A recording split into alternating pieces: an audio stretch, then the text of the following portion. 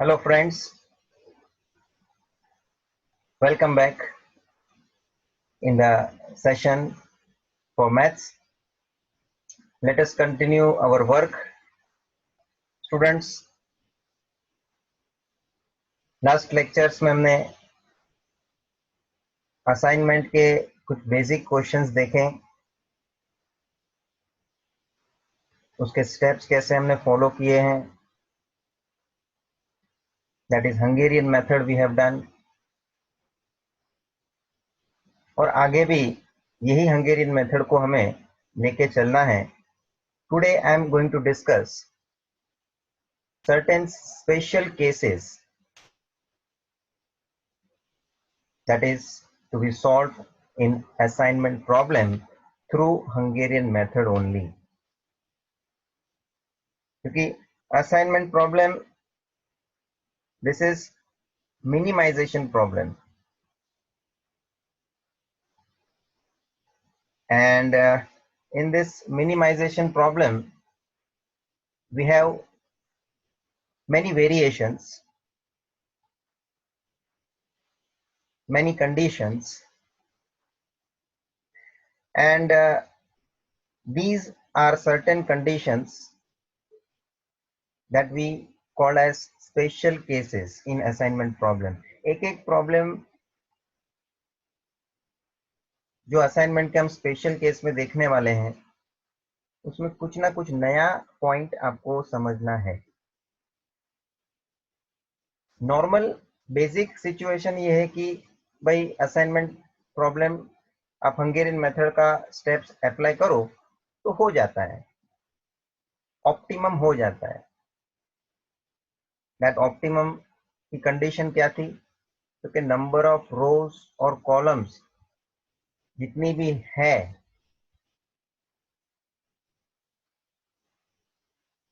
Equal number of allocations, जो zero को हम अलोकेट करते थे वो equal number of zeros allocate हो जाने चाहिए. बस उस पोजीशन पे हम उसको ऑप्टिमम बोलते हैं. Optimum that is it is satisfying the condition that what we saw in the assumption. Optimum का एक हिसाब हम ऐसे भी देखते हैं कि assumption के अंदर का जो एक पॉइंट है उसको वो सेटिस्फाई कर लेता है. That point is one job is to be assigned to one and only one worker. वैसे हमने टोटल 3 assumptions देखे हैं. Assignment problem should be balanced problem. भाई साहब देखो, आपके सामने मैंने वापस assumption का पार्ट ओपन किया है. इसके अंदर जो पॉइंट है कि सेकेंड वन, जो each job must be assigned to one and only one worker. तो ये आपको जब फाइनली अलोकेशन वाला स्टेप, असाइनमेंट वाला स्टेप जब आप करते हो और जब आपका असाइनमेंट जीरो का इक्वल नंबर ऑफ रो और कॉलम के हिसाब से हो जाता है तो आपका ऑप्टिमम हो जाता है. फिर आप उसका ऑप्टिमम आंसर ढूंढते हो, मिनिमम टाइम टेकन.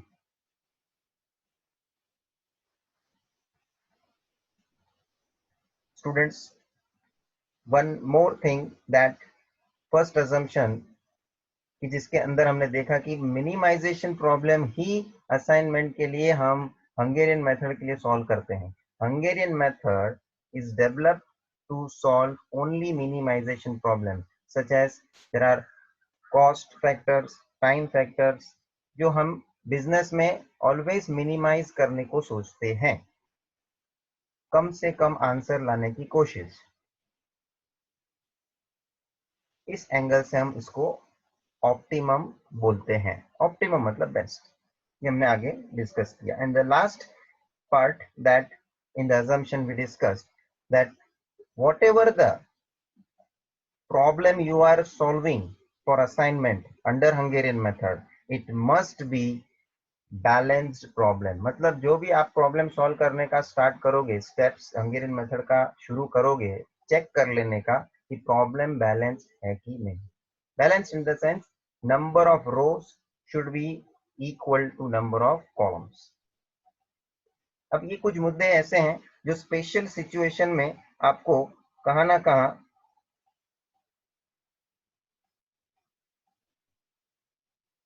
देखना पड़ेगा कि अजम्पशन में जो हमने देखा है उसमें कुछ पॉइंट यहाँ पे आएंगे कि मैंने अभी लास्ट अजम्पशन देख बोला कि भाई it should be balance problem.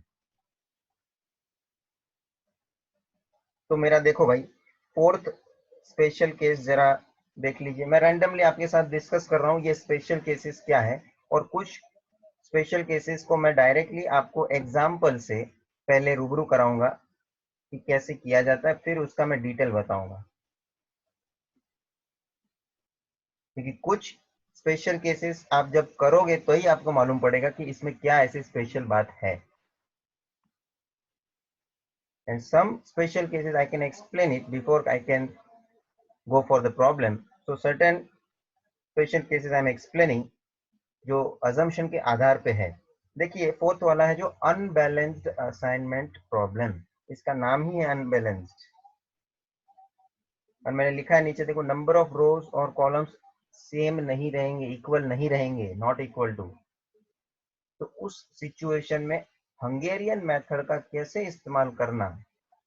देखो बेसिकली तो अजम्पशन ना बोलेगा कि अनबैलेंस होना नहीं चाहिए, हंगेरियन मेथड यूज नहीं हो पाएगा अनबैलेंस प्रॉब्लम है तो। लेकिन फिर भी हम हंगेरियन मेथड का उपयोग करेंगे। How we will do that we will see in that specific special case. उसको हम बैलेंस वगैरह बनाते हैं, ये सब कार्यक्रम करेंगे। और एक बार वो बैलेंस बन जाएगा, कैसे बैलेंस बनाने का, उसको नंबर ऑफ रोज कॉलम्स को सेम कैसे करेंगे, इक्वल कैसे करेंगे, that part we will see. और एक बार वो बैलेंस बन गया, you can apply Hungarian method. Third देखिए मैक्सिमाइजेशन प्रॉब्लम। भाई साहब अभी मैंने अजम्पशन में बात किया कि हंगेरियन मेथड जो डेवलप हुआ है वो तो मिनिमाइजेशन प्रॉब्लम के लिए डेवलप हुआ है। तो जानबूझ के आपको क्वेश्चन में एलिमेंट्स, डेटा, प्रॉफिट के बारे में दिया होगा, और प्रॉफिट कोई भी बिजनेस क्या करना चाहता है, मैक्सिमाइज करना चाहता है। तो हम उस प्रॉब्लम को कंसीडर करके हंगेरियन मेथड का कैसे इस्तेमाल करेंगे वो हम देखेंगे, हाउ टू डू दैट। तो पहले हम उसको मैक्सिमाइजेशन में से मिनिमाइजेशन में कन्वर्ट करेंगे, प्रॉब्लम को पहले उस तरह से हंगेरियन मेथड के लिए सॉल्व करने के लिए उसके बेसिस पे हम लेके आएंगे, मैक्सिमाइजेशन में से मिनिमाइजेशन में लेके आएंगे। कैसे करने का एक एक स्पेसिफिक केस में हम डिस्कस करेंगे। Second is prohibited assignment, that is we call it as restrictive assignment। prohibit करना मतलब उसमें मनाही है।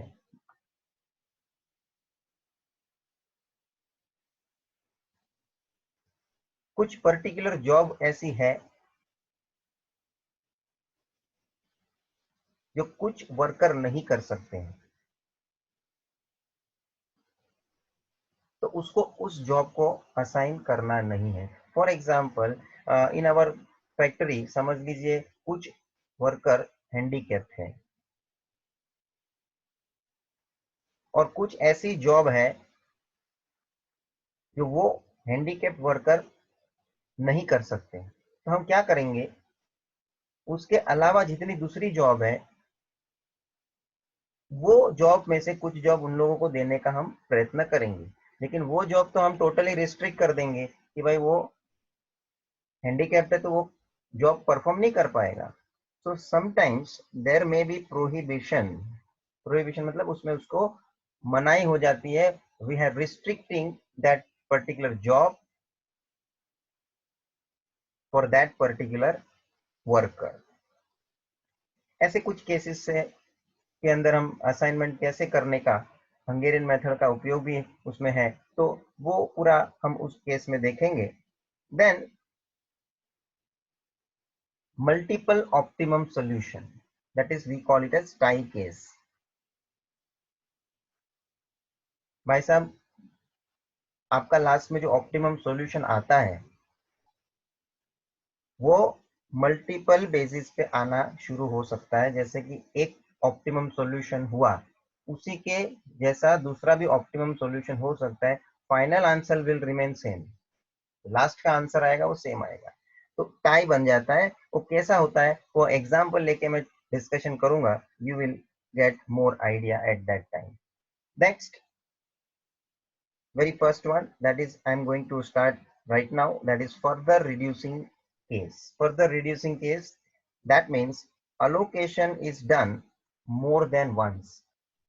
आगे के सभी बेसिक क्वेश्चन में हमने देखा अलोकेशन वाला स्टेप्स जो भी है वो हमने परफॉर्म किया, बस आंसर आ गया।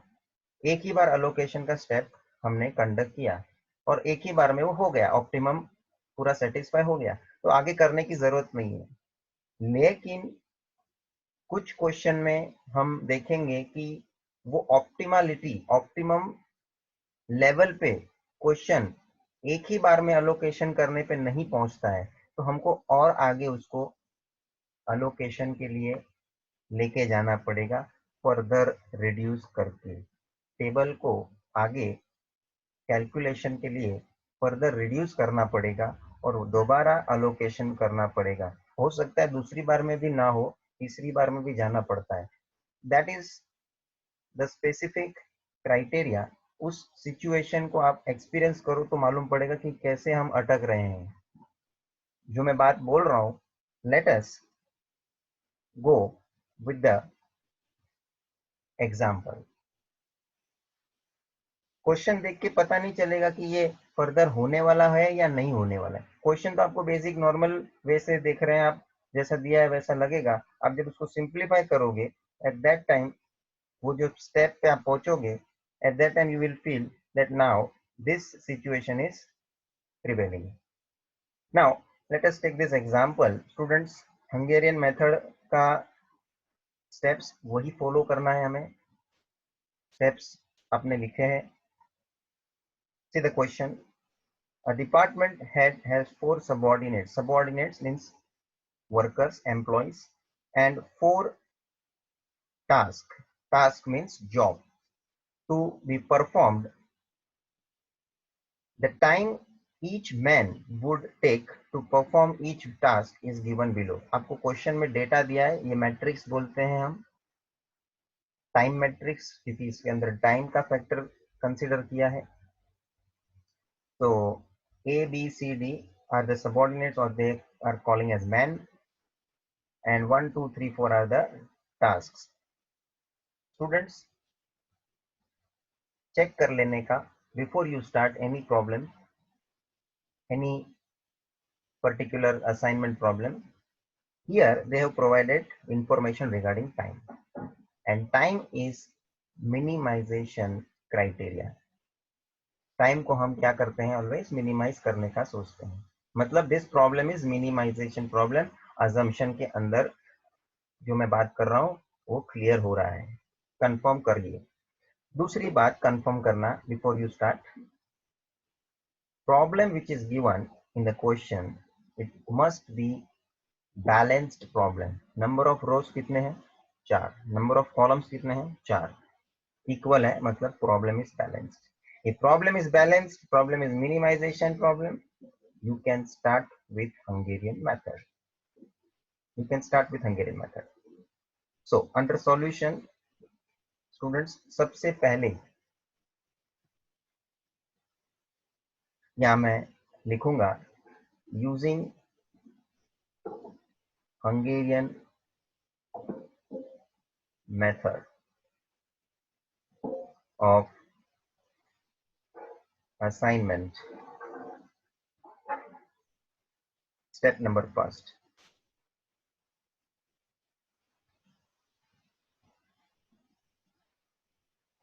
Row minimization.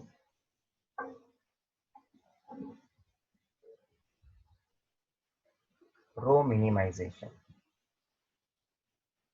आपको सभी को मालूम है how we are performing row minimisation.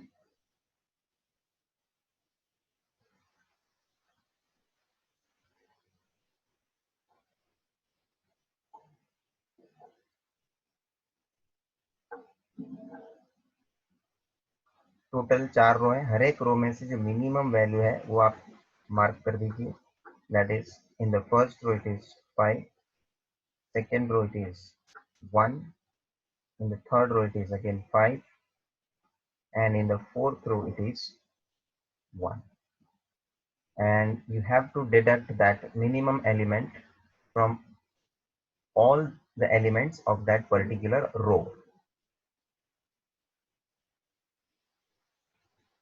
ये सब आपको बराबर से लिख के करना है, डायरेक्टली कैलकुलेशन पे नहीं जाना। Everything must be properly presented. Okay, first row में क्या वैल्यूज जनरेट होंगे after minusing 5? 12 minus 5 is 7, 20 minus 5 15, 11 minus 5, and lastly 5 minus 5 0. Second row में मिनिमम है 1, deduct that 1 minus 1 0, 15 1 13. Next row number third, 5 is a minimum element, 28 minus 5 23, next will be 4 3 0. In the final row 1 is the minimum, so it will be 9 16 14 and 0. Student, this step is completed. Second step, okay, as a result in the first step after completing it, you are getting exactly 1 0, at least 1 0 in each row. You may get more than 1 zeros, but right now एक एक zero तो आपको दिख ही रहे हैं, उससे भी ज्यादा आपको मिल सकते हैं। Next step number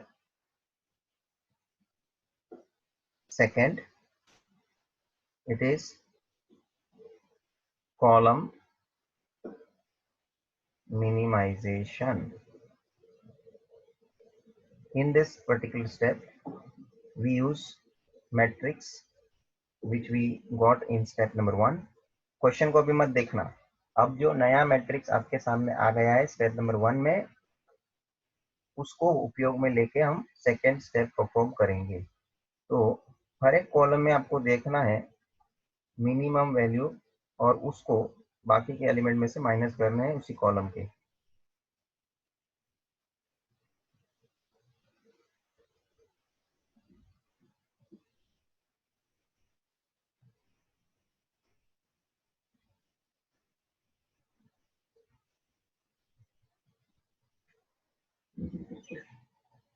students, first column में मिनिमम 0 ही है, तो उसको माइनस करने से सेम एलिमेंट्स जनरेट रहेंगे। So as it is you take down. In the second column you have minimum element 9, that is 4. You deduct that, so it will be 11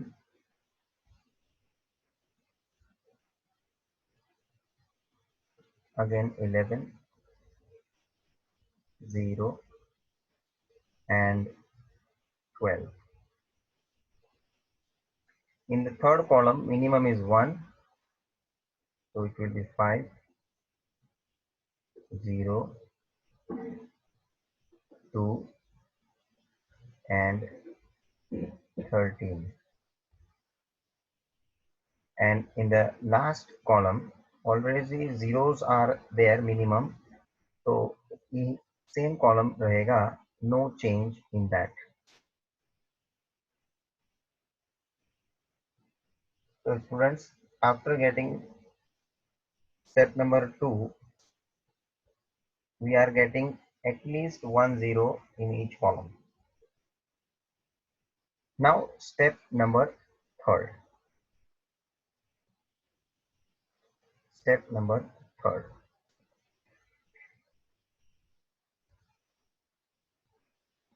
This is about allocation.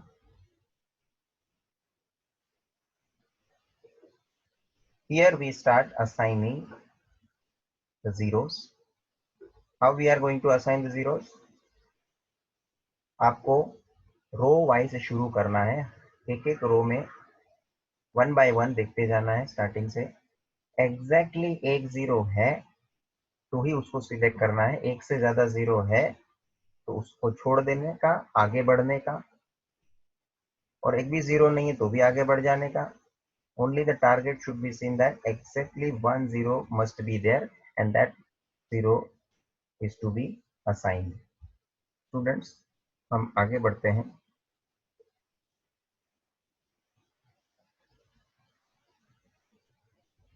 Same matrix you have to repeat.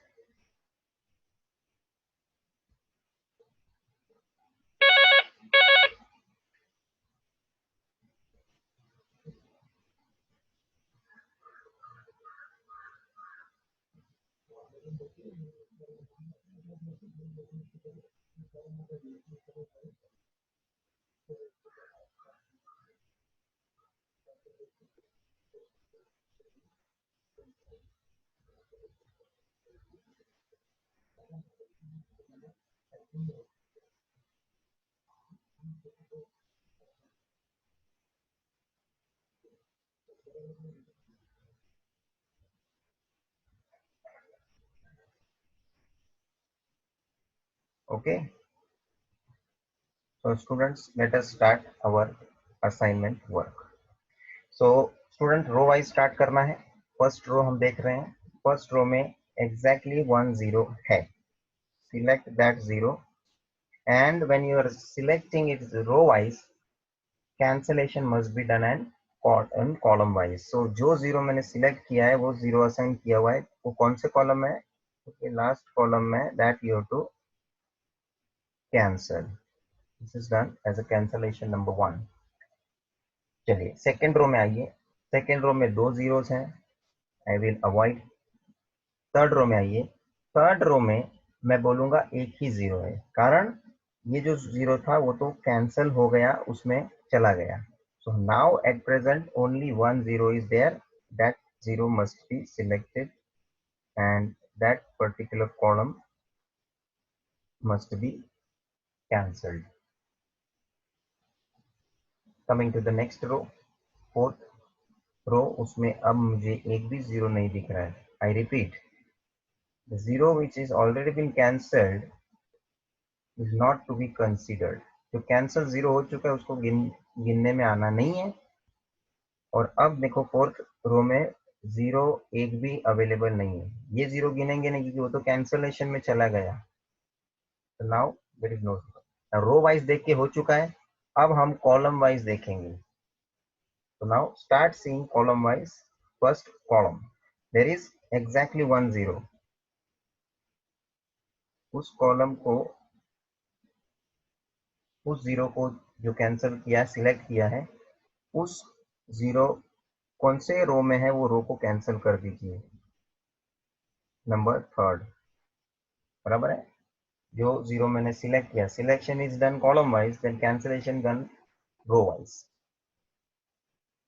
Students, इसके बाद आगे बढ़ते हैं। Second row, second column, second column तो already cancelled है, आगे बढ़िए। Third column, third column में एक भी जीरो नहीं है, आगे बढ़िए। फोर्थ कॉलम, फोर्थ कॉलम तो ऑलरेडी कैंसल्ड है। अब कॉलम वाइज खत्म हो गया देख के, again you start seeing row wise. मैं जो बोलता हूँ उसको आप जरा ऑब्जर्व करिए, आपको भी रियलाइज होगा क्या बात पे मैं अटकने जा रहा हूँ। अब वापस आप रो वाइज शुरू करिए देखना। फर्स्ट रो नहीं है एक भी जीरो, सेकेंड रो में भी एक भी जीरो नहीं है, थर्ड रो में भी एक भी जीरो नहीं है, फोर्थ रो में भी एक भी जीरो नहीं है। रो वाइज देख के हो चुका, वापस आप कॉलम वाइज देखो। कॉलम वाइज फर्स्ट कॉलम एक भी जीरो नहीं है, सेकंड तो कैंसल्ड ही है, थर्ड में भी एक भी जीरो नहीं है, फोर्थ भी कैंसल्ड है। ये क्या हो रहा है? रो वाइज कॉलम वाइज मैं देख रहा हूँ, but right now I am not getting any zero. Exactly एक जीरो कोई भी रो में और कोई भी कॉलम में अभी मुझे नहीं दिख रहा है। और एक मिनट, सॉल्यूशन अब तक जो मेरा हुआ है उसमें मैं ऑप्टिमम लेवल पे नहीं पहुंचा हूं, क्योंकि जितना मेरा जीरो असाइन हुआ है, कितने जीरो असाइन हुए अभी तक? 3 जीरो असाइन हुए, मतलब मेरे 3 टास्क 3 मैन को असाइन हो चुकी है, तो चौथा टास्क बाकी है असाइन होने का। इसका मतलब मैं ये कंक्लूड करता हूं, number of allocation is not equal to number of rows और कॉलम। तो यहाँ इस सिचुएशन में पहुंच रहा हूं कि here number of allocation is not equal to number of rows or columns. Therefore, problem is not optimum. बस यहां से मेरी नई बात शुरू हो रही है कि नेक्स्ट करना क्या है। Right now in this situation, अब जो मेरे को लास्ट में स्टेप नंबर थर्ड में जो मैट्रिक्स मिला है, इसको मैं फर्दर रिड्यूस करूंगा। जो मैंने मेथड का नाम लिखा है ना, फर्दर रिड्यूसिंग केस, मतलब उसके बाद वापस अलोकेशन होगा। मतलब एक बार तो अलोकेशन का काम यहाँ पे थर्ड स्टेप में हो गया, फिर वापस से मुझे अलोकेशन करने की जरूरत पड़ेगी। इसीलिए इसको बोला गया है फर्दर रिड्यूसिंग, वो तो करना ही है। और अलोकेशन मोर देन वंस, मतलब एक बार तो अलोकेशन हो गया, आगे और अलोकेशन करने की जरूरत पड़ने वाली है। और आगे कितनी बार अलोकेशन करना पड़ेगा वो मुझे अभी से मालूम नहीं, वो सिचुएशन पे हम पहुंचेंगे तभी पता चलता है। अभी देखो ये एलोकेशन करने के बाद मेरे को मालूम पड़ रहा है कि आगे और एक बार मुझे इसको रिड्यूस करना पड़ेगा, तो आगे गाड़ी बढ़ेगी। तो राइट नाउ इसको फर्दर रिड्यूस कैसे करने का, आप जरा यहाँ स्टेप्स को फॉलो करें। अब मेरा स्टेप आगे बढ़ेगा, स्टेप नंबर 4।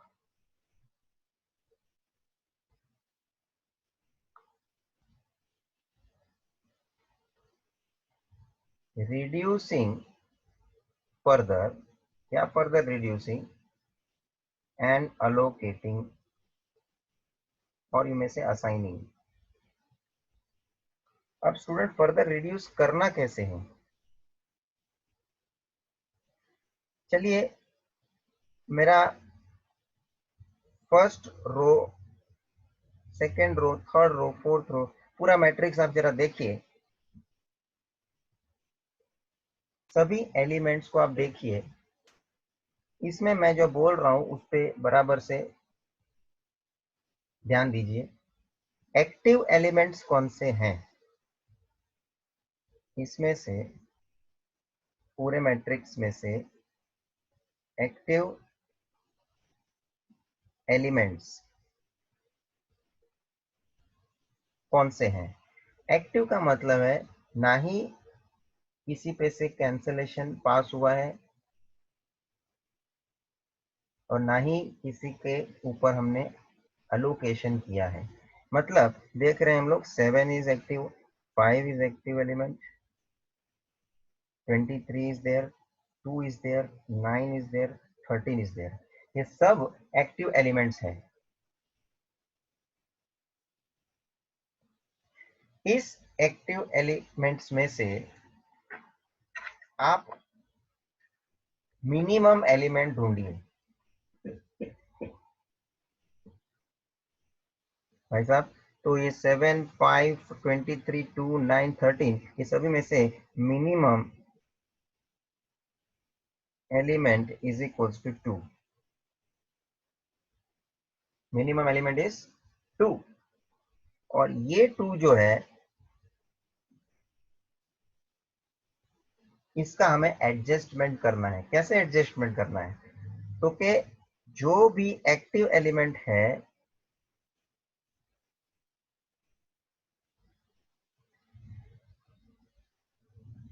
उसमें ये 2 को सब्ट्रैक्ट करना है। 2 को मैंने माइनस लिखा, मतलब वो एक्टिव एलिमेंट में से 2 को माइनस करना है। Elements having double cancellation,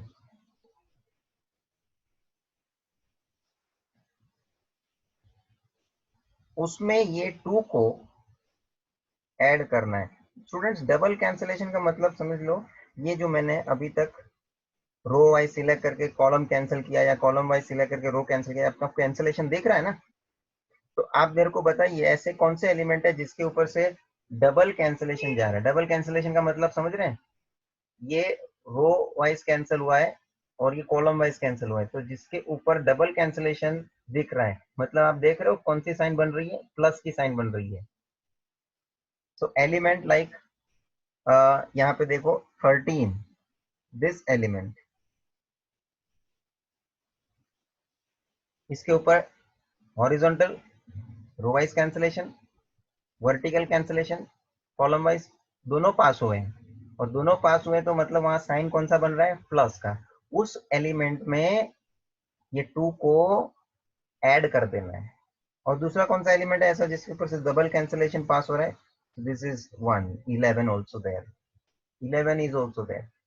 total 2 ही एलिमेंट ऐसे हैं जिसमें से जिसके ऊपर से डबल कैंसलेशन हुआ है, पास हुआ है, वहां पे ये 2 को ऐड करना है। ये 2 ही क्यों लिया आपको मैंने बताया है, 2 ही क्यों लिया? तो मिनिमम एलिमेंट है एक्टिव एलिमेंट में से, इसलिए हमने वो ही लेना है जो मिनिमम है। और जो भी एक्टिव एलिमेंट्स हैं उसमें ये 2 को माइनस करना है। जो भी एलिमेंट है जिसके ऊपर डबल कैंसलेशन पास हुआ है उसमें वो 2 को ऐड कर देना है।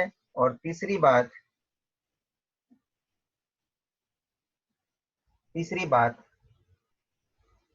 बाकी रहे एलिमेंट कौन से? तो कि एलिमेंट्स हैविंग सिंगल कैंसलेशन,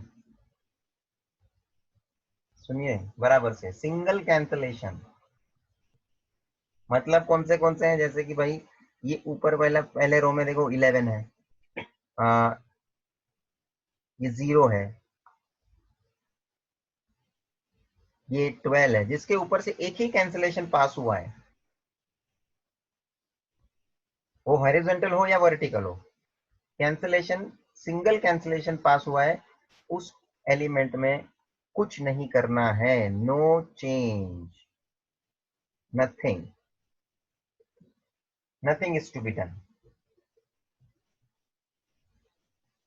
ये पूरा प्रोसीजर अभी हमको करना है। Let us start. तो मैंने मिनिमम एलिमेंट ढूंढ लिया है, 2 है एक्टिव एलिमेंट में से। अब उसका एडजस्टमेंट ये तीनों के हिसाब से एलिमेंट में करना है, जो ओवरऑल मेरे ये मैट्रिक्स को चेंज कर देगा। तो पहला,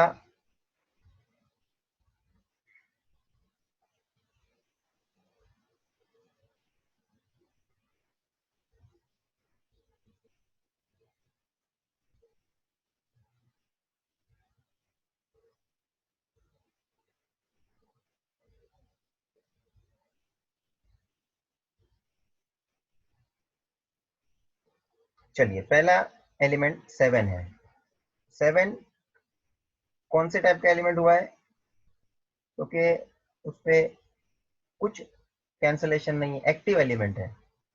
तो एक्टिव एलिमेंट में से माइनस करना है 2 को, that means it becomes 5। Next is 11। मैं one by one row wise element आगे बढ़ रहा हूं, आप ध्यान रखिए। Next is 11। 11 पे से एक सिंगल कैंसलेशन पास हुआ है, तो कुछ नहीं करना है, 11 का 11 as it is. The next element is 5।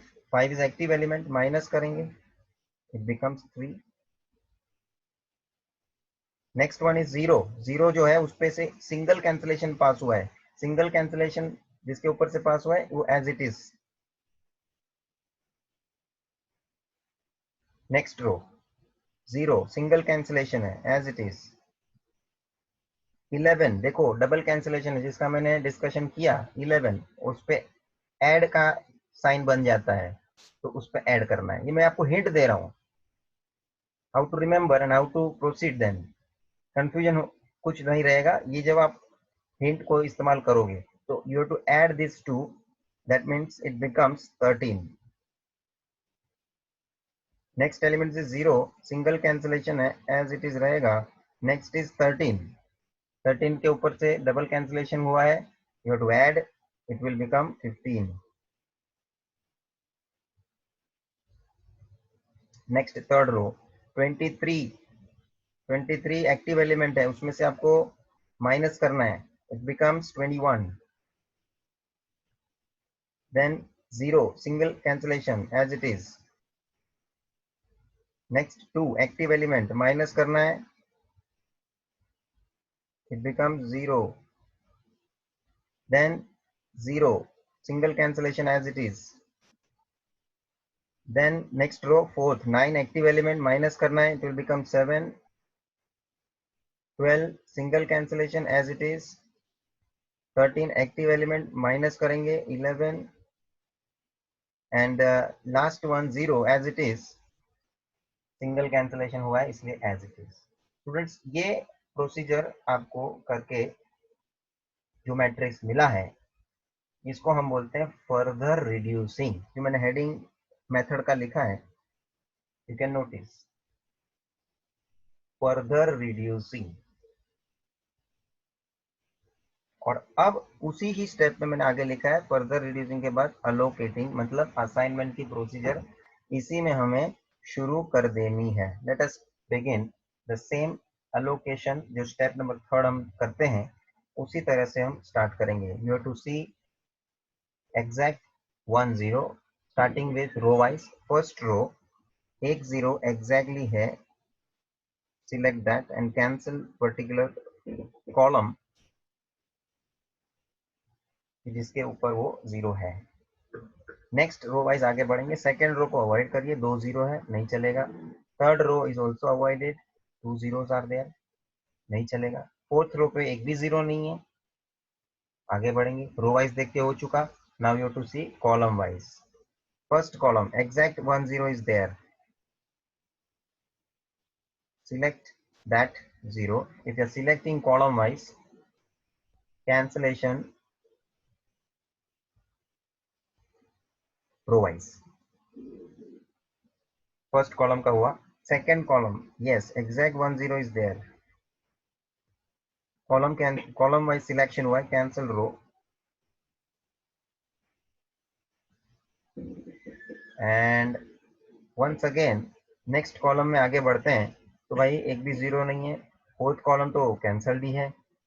और वापस रो वाइज देखेंगे तो रो वाइज में भी फर्स्ट रो में एक भी 0 नहीं है, सेकंड में कैंसिल है, थर्ड तो कैंसिल ही है, फोर्थ में भी एक भी 0 नहीं है। वापस सिचुएशन सेम आ चुका है कि हमारे पास एक भी 0 नहीं है सिलेक्ट करने के लिए, और टोटल अलोकेशन 3 ही 0 का हुआ है, मतलब 3 ही जॉब अब तक असाइन हुई है।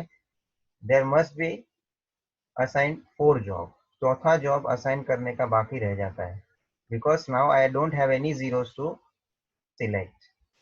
Again solution is not optimum, तो मुझे यहाँ पे कमेंट लिखना है कि here number of allocation are not equals to number of rows or column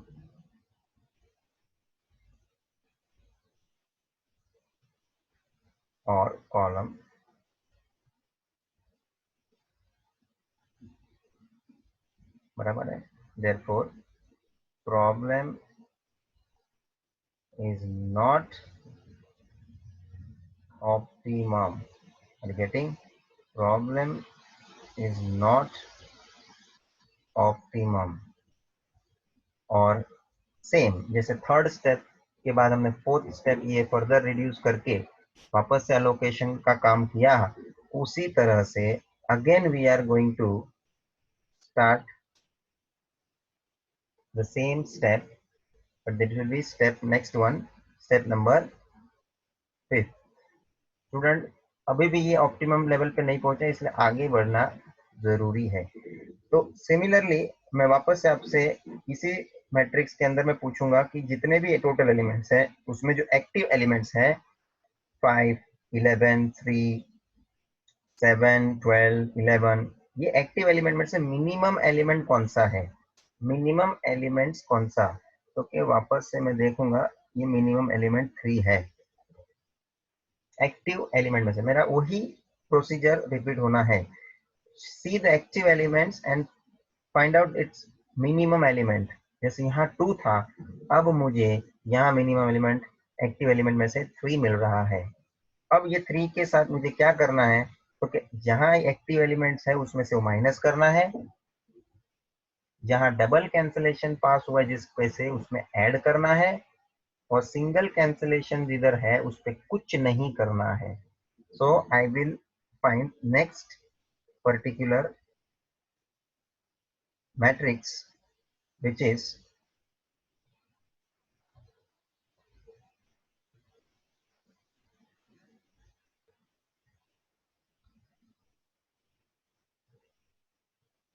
at the next page I am showing you. First of all, see to it you have confirmed with this 3, आपको उसको modify करके लेना है, और मैं यहाँ matrix draw कर रहा हूँ। Step number 5,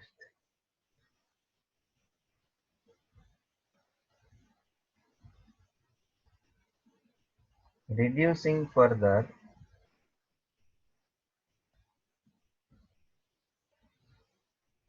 and allocating.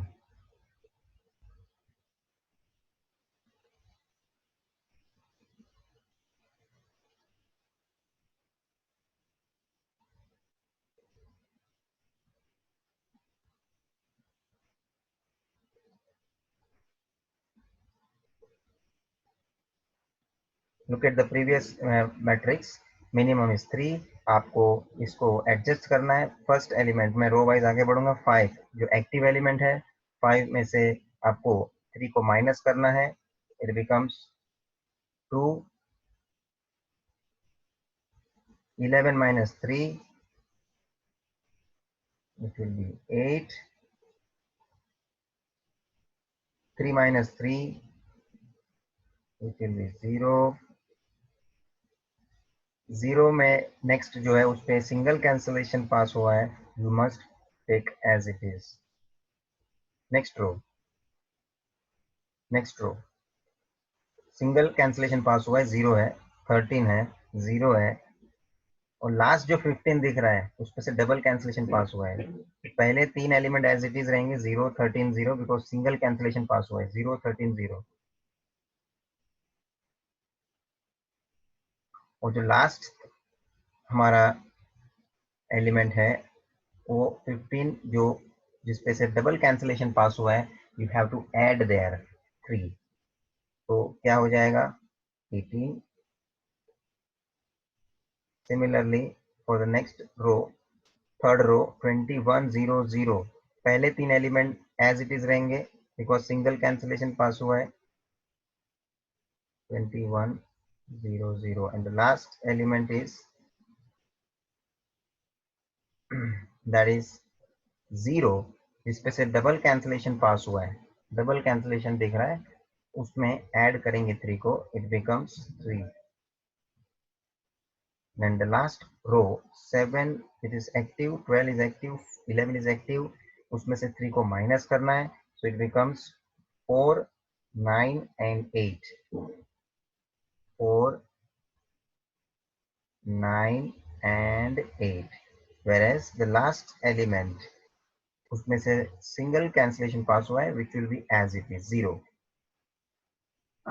and here you have to now start your allocation because further reduce हो चुका है, सेम वे से अलोकेशन शुरू करना है।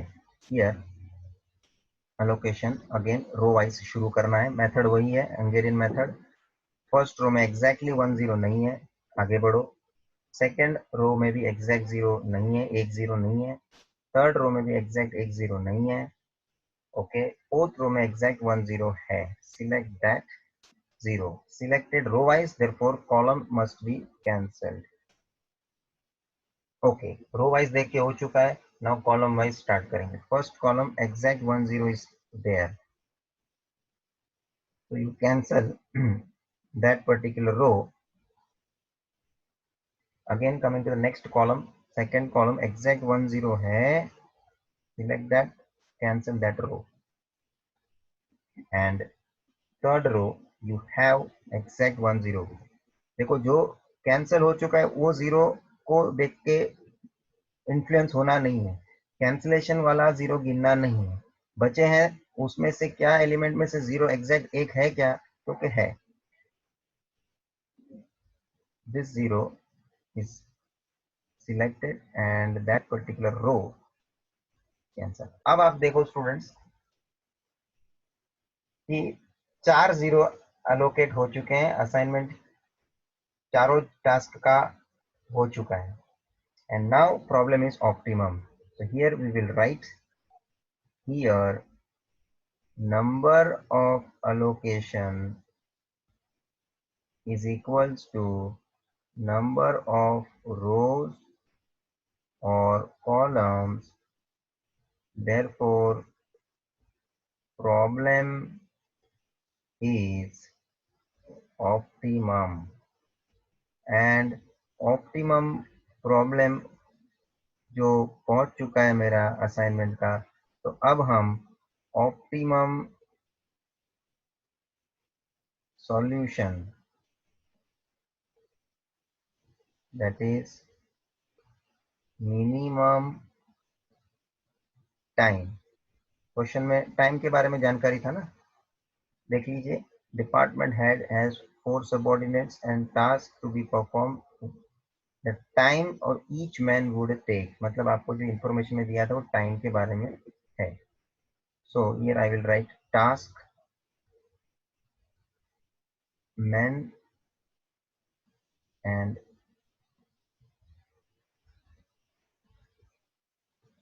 time, task that is 1 2 3 4। First task देखो, लास्ट मेरा जो मैट्रिक्स स्टेप नंबर 5 में आया है, फर्स्ट टास्क के सामने, फर्स्ट रो के सामने कौन सा जीरो असाइन हुआ है, तो के सी, मतलब सी man will be given this particular task, then second task will be given to A, third task will be given to B, fourth task will be given to D, जो बचा है उसको।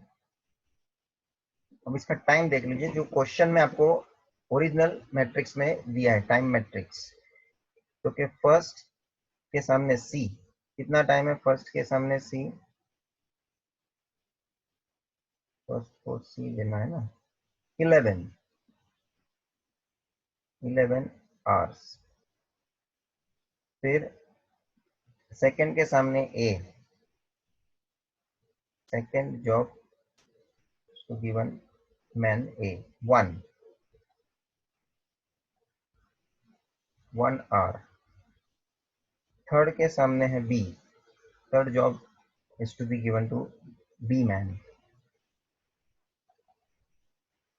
That is 9।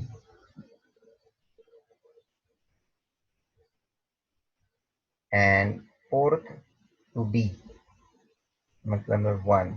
Okay, and overall आप total देखेंगे, you will have total equals to 22 hours. Students, मतलब conclusion क्या लिखना है, hence all the tasks can be finished या completed in minimum 22 hours। इससे कम आंसर आ नहीं सकता है। तो ये असाइनमेंट का एक स्पेसिफिक आपने सिचुएशन देखा जिसमें कि आप लोगों ने अलोकेशन वापस से किया, करना पड़ा। कारण ये था क्योंकि हमारा जो ये अलोकेशन हुआ वो ऑप्टिमम लेवल पे नहीं हुआ। नंबर ऑफ रोज और जो कॉलम है उतने ही अलोकेशन होने चाहिए। तो 4 रो 4 कॉलम और रो यहाँ पे वो अलोकेशन था 3 ही जीरो का हुआ। मतलब आपका जो सिचुएशन हो गया इस तरह का कि जो ऑप्टिमम लेवल पे सॉल्यूशन नहीं आ पाया। फर्दर रिड्यूस करो। रिड्यूस कैसे करने का मैंने ये पूरा प्रोसीजर बताया। तो इसका एक हम स्टेप्स खाली लिख लेते हैं कि how we have reduced further to bring optimum answer, to bring optimality. तो ये मैंने ब्रीफ में इसे लिखा ही है, फिर भी हम इसको प्रॉपरली लिख लेंगे। टेक डाउन, ये आपको एग्जाम में नहीं लिखना है, बट ये किस तरह से परफॉर्म करना है उसकी बात जो है ना वो समझनी है। How we are going to perform it. हमें तो खाली स्टेप्स को प्रोसेस करते रहना है, ये आपको मालूम होना चाहिए कैसे करना है। Okay, so how to reduce this matrix, उसका मैं स्टेप लिखवा देता हूं। देखिए,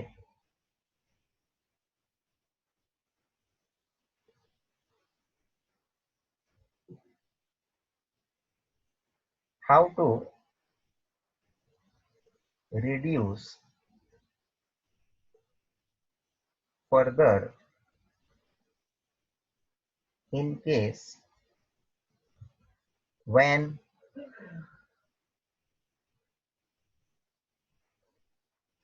problem is not optimum। not optimum का मतलब क्या हो गया? that is number of allocation are not equal to number of rows और columns। इसका मीनिंग ये हो गया। So very first step, first of all select minimum observation।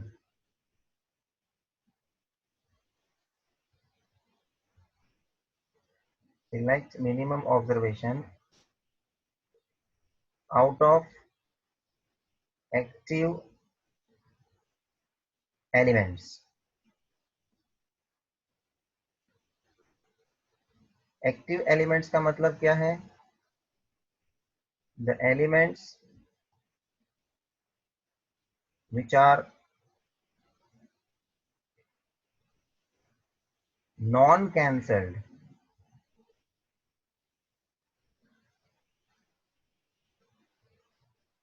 मतलब उसके ऊपर से एक भी कैंसलेशन पास नहीं हुआ है। Let me show you once again in this first matrix.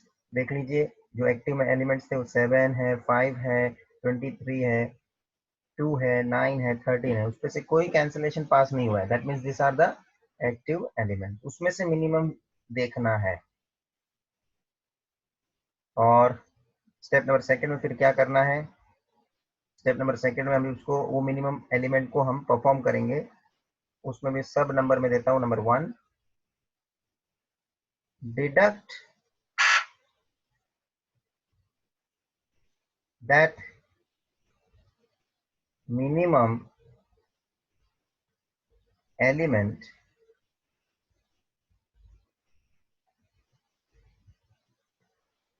From the active elements. और उस एक्टिव एलिमेंट्स जो भी हैं उसी में से उसी को वो मिनिमम वैल्यू जो आपने ढूंढा है वो माइनस करते जाना है उसी में से। So that minimum element you to deduct from the active elements. Second, साथ में हमको क्या करना था? तो कि जिनके ऊपर से डबल कैंसिलेशन पास हुआ है उसमें हमको वो ऐड करना है। वो मिनिमम एलिमेंट को हमें ऐड करना है। So second one, add that minimum element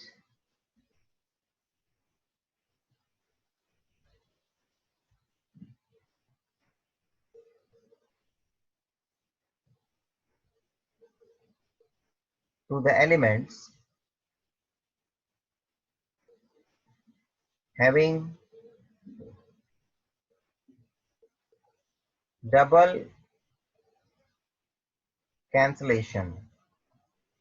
आपको मैं दिखा दूं, जैसे कि हमने वो कैंसलेशन किया है तो ऐसे प्लस साइन जनरेट हुआ, तो जो भी एलिमेंट लिखा है, समझो 5 है, उसमें से डबल कैंसलेशन पास हो गया, तो उस एलिमेंट को इसमें ऐड कर देना है। जो वो मिनिमम एलिमेंट हमने सिलेक्ट किया हुआ है, वो मिनिमम एलिमेंट को हमें ऐड कर देना है। And the third thing,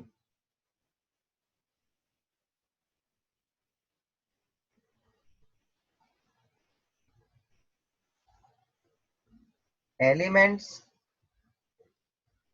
having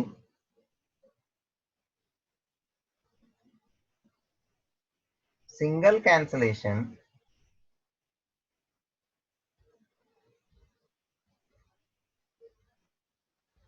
are to be kept as it is. उनके ऊपर हमें कोई चेंज नहीं करना, जिनके ऊपर से सिंगल कैंसलेशन जिसके ऊपर से पास हुआ है। जैसे मैंने दिखाया ना आपको कि भाई ये जैसे कि ये 0 है, ये 0 है, ये 12 है, ऐसे जो एलिमेंट है उसके ऊपर से एक सिंगल कैंसलेशन पास हुआ है। Either it will be horizontal cancellation और vertical cancellation, single cancellation I am saying, उस पे कुछ नहीं करना। You have to keep them as it is in the next reduced matrix. और ये परफॉर्म जो हो गया, जो भी आपने चेंजेस करके लिया है, उसके बाद आपको अलोकेशन का प्रोसीजर एज इट इज करते जाना है और देखना है अभी मेरा नंबर ऑफ अलोकेशन जो है वो नंबर ऑफ रोज और कॉलम से इक्वल आता है कि नहीं। नहीं आ रहा है, यही सिमिलर सिचुएशन वापस डेवलप हो रही है, तो वापस से ये स्टेप को परफॉर्म करना पड़ेगा। हाँ, बट ऐसा है, एक बार नहीं हुआ, दूसरी बार नहीं हुआ, तीसरी बार हो गया, आने वाले स्टेप में कहीं ना कहीं एक बार तो वो हो ही जाएगा, ऑप्टिमम आ ही जाएगा, डोंट वरी। तो एक बार नहीं आया, दूसरी बार नहीं आया, तो उसमें वो आपको मायूस नहीं होना है, go on doing it. 4 row 4 column तो शायद 4 बार भी हो सकता है अलोकेशन का काम, क्योंकि ये पूरा अल्गोरिथम है। अल्गोरिथम मतलब एक प्रोसीजर है, वो आगे बढ़ते हुए प्रोसेस को फिर कंप्लीट करते हुए ऑप्टिमम लेके ही आएगा। तो ये जो क्वेश्चन स्पेसिफिकली आज मैंने ये लेक्चर में डिस्कस किया, this is about further allocation, और वो क्यों हुआ उसका भी मैंने डिस्कशन लिया, कारण बताया, एग्जाम्पल पूरा मैंने सॉल्व किया उसमें, उसको हमें कैसे सॉल्व करना उसकी प्रोसीजर मैंने बताई, और ये उसके आपके सामने उसका स्टेप भी मैंने लिखवा दिया कि ऐसा सिचुएशन जो आता है तो किस तरह से हमें आगे उसको परफॉर्म करना और ऑप्टिमम लेके आना।